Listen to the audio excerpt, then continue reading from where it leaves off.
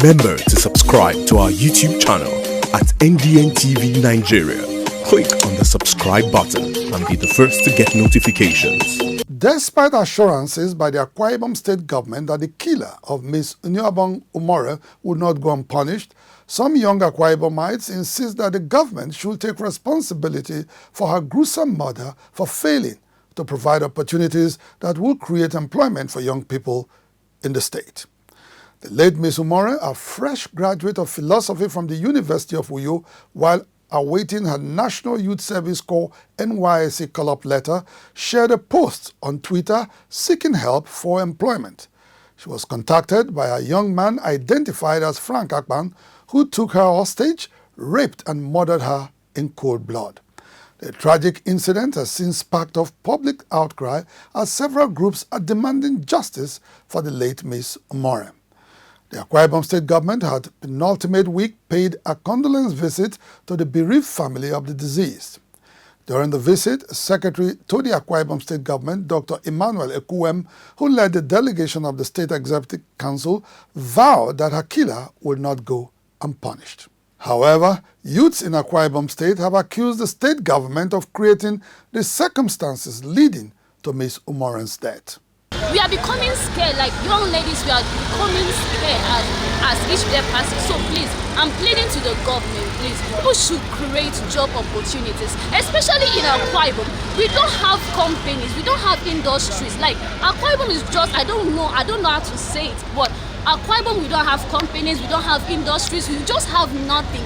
Instead, we have bars, hotels, and the rest of it, which is not even helping matters. Please, I'm pleading to the government, create job opportunities, and maybe open industries, open entrepreneurial industries for us to maybe learn a trade after our school, after our university. If we can't get the job, we should learn a trade. The government should help us to provide entrepreneurial companies for us to learn a trade. Shortly after she was killed, Ms. Umoren'S final results were released by authorities of the University of Uyo, indicating that she topped her graduating class with a cumulative grade point average of 4.12. Her demise is described as a sad loss for Akwa-Ibom State. We want justice for Umoren. It's a thing of grief when someone goes to school, goes through the struggles and everything, and comes out, and the next news you hear is the person is dead, and not just a natural death, a murder. It disheartens the heart that a young graduate like that should just be gone from the shores of the earth. In his reaction, Inebehi Ofyong, a vocal human rights lawyer and activist, maintained that the Akwa-Ibom state government should be held to account for Ms. Umoren'S death.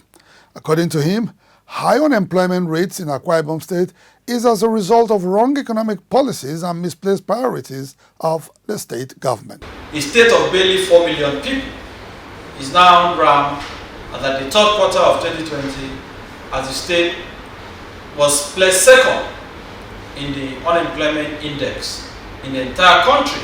The governor clearly does not have an understanding of the projects that will have direct bearing on the life of the people. He has deliberately orchestrated unemployment in the state by devoting funds to projects, to initiatives that are outrightly irrelevant, outrightly frivolous. For example, the building of a lodge in Lagos, the governor's lodge in Lagos, and at the same time you are coming to the state to say, oh, you want to use 10 to 11 billion to build a worship center in a state that churches are everywhere. Churches are littered across the roads and the streets of Akwa-Ibom. So this lack of understanding of what the people of Akwa-Ibom need has largely contributed to the high unemployment rate in the state, which is why young people like Umoren are clearly vulnerable. The late Umoren, aged 26, was an orphan who struggled against all odds to succeed in life. It was gathered that she managed to get help from a cousin who supported her to get a university education. She is survived by 3 siblings. Inside the Niger Delta,